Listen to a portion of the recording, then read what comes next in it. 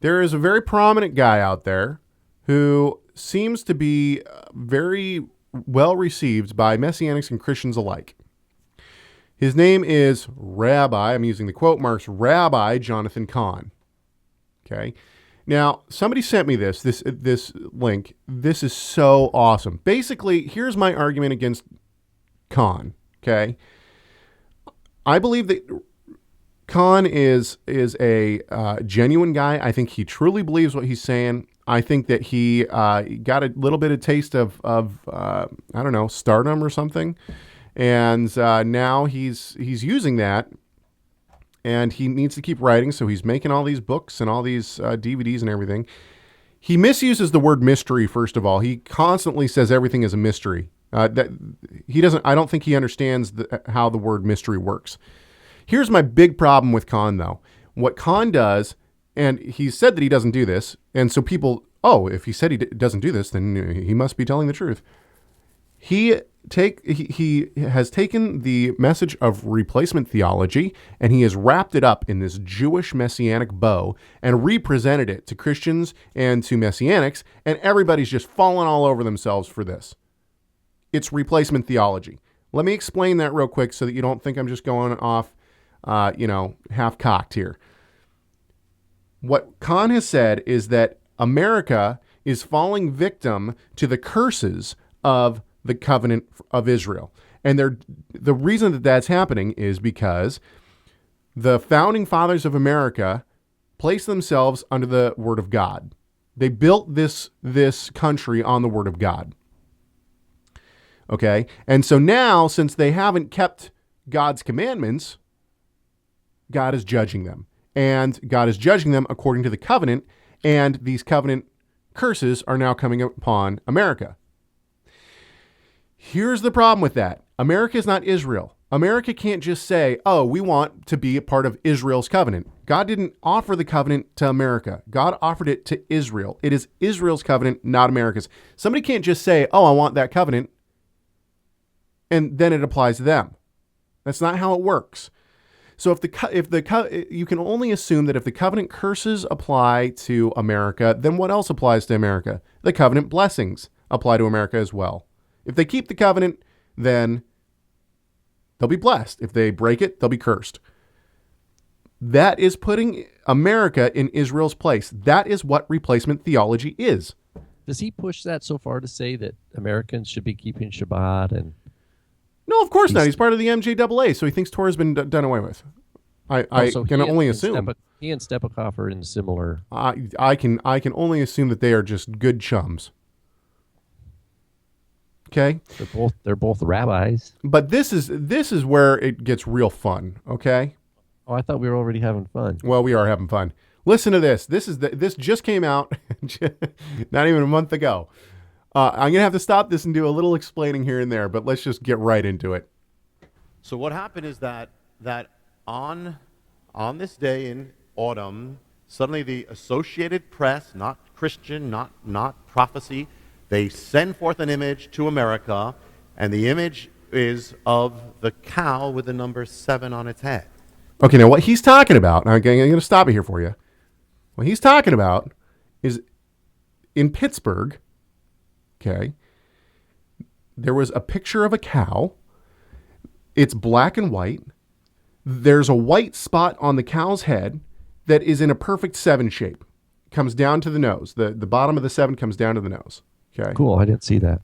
What the Associated Press said is, and this is at the beginning of the football season, last football season. What the Associated Press said is, it's a sign that the Steelers are going to win the Super Bowl. Right? And I don't know. It's like Roethlisberger's number or something. I don't know. I don't know. Okay? So they say it's a sign. It's funny. They're having a good time with it. So this is what the Associated Press gets out of it. Let's go back to Cahn. That's the image that goes through the world. Now, just to set it up for those who don't know, the biblical basis of this is this: that when God warned Egypt of the coming of 7 years of famine, the changing of seven, again, Shemitah, 7 years of abundance to 7 years of famine. It's the Pharaoh who has the dream, and the dream is of the 7 cows. And those cows, each cow represents a year. The first 7 represents years of prosperity. The second 7, the sickly, or in Hebrew, the evil cows, represent the years of famine. So every cow, this is the first biblical symbol given in the Bible of the warning of economic famine, collapse, is that of a cow. Every cow represents a year. And so the key turning point is the cow number 7. That's the last year. Not only that would represent the Shemitah, because it's the 7th year represents, but it also represents the turning point from a prosperity to famine. Okay, so you've got that all there. And then so what happens now? The Associated Press sends this image to America of cow number 7. The biblical imagery that God warned Egypt about, now coming to America. And what date is it released to America? Oh, wait. It's released Here we on go. September 25th, the opening day of the 7th year, the very opening day of the Shemitah. The symbol, the biblical symbol of the 7th year comes out on the opening day of the 7th year. Oh, my word. Well, there you have it. There you have it, folks. There you have it. Now, it gets even better. Okay? It does get even better. Did you need a comedy drum? Is that what was going on? So was it born on that day? That's the day that... no, wait, hang on just a sec. That's the day that the image went out.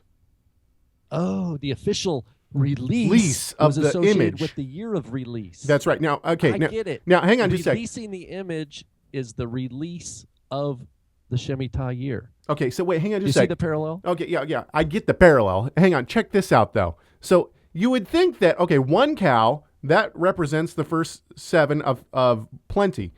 So if you only have 1 cow, what's happening next? Disaster for 7 years, right? Okay.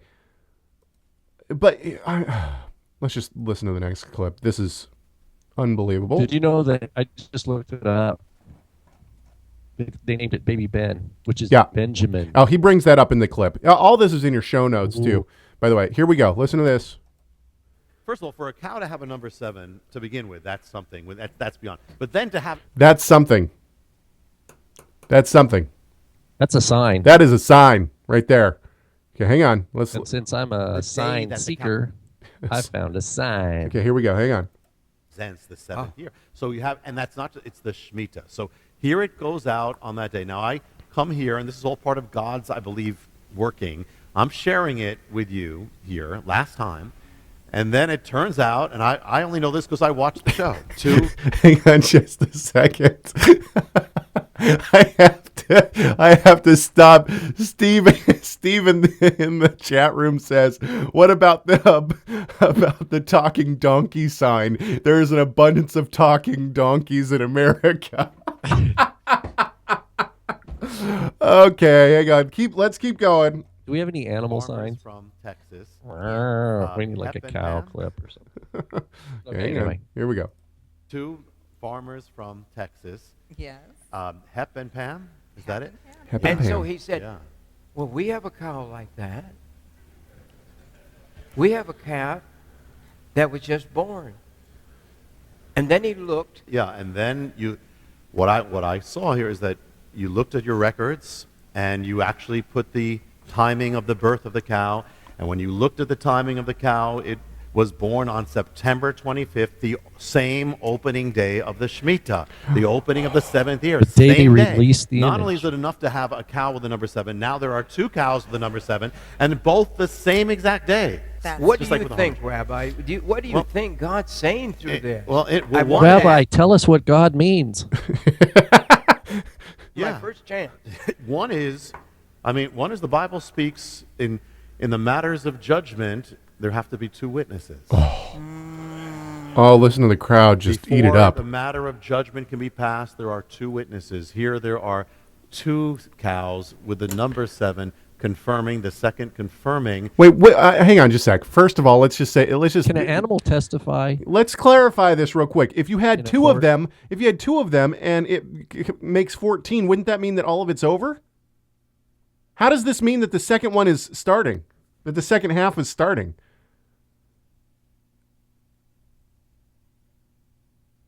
Okay. Caleb, I don't know. Well, we got a minute know. left on this clip. Let's listen to the end of this. Confirmation, 2 witnesses of this phenomenon. That's the first thing.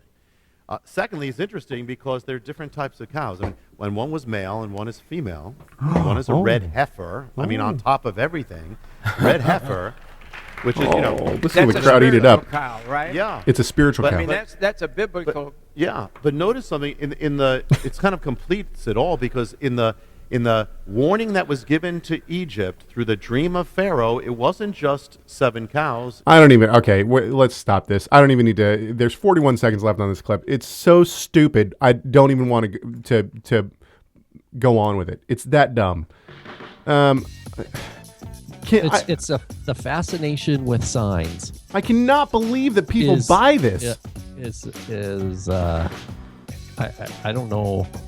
I don't understand. Don't people have better things? I mean, isn't there more important things to be doing?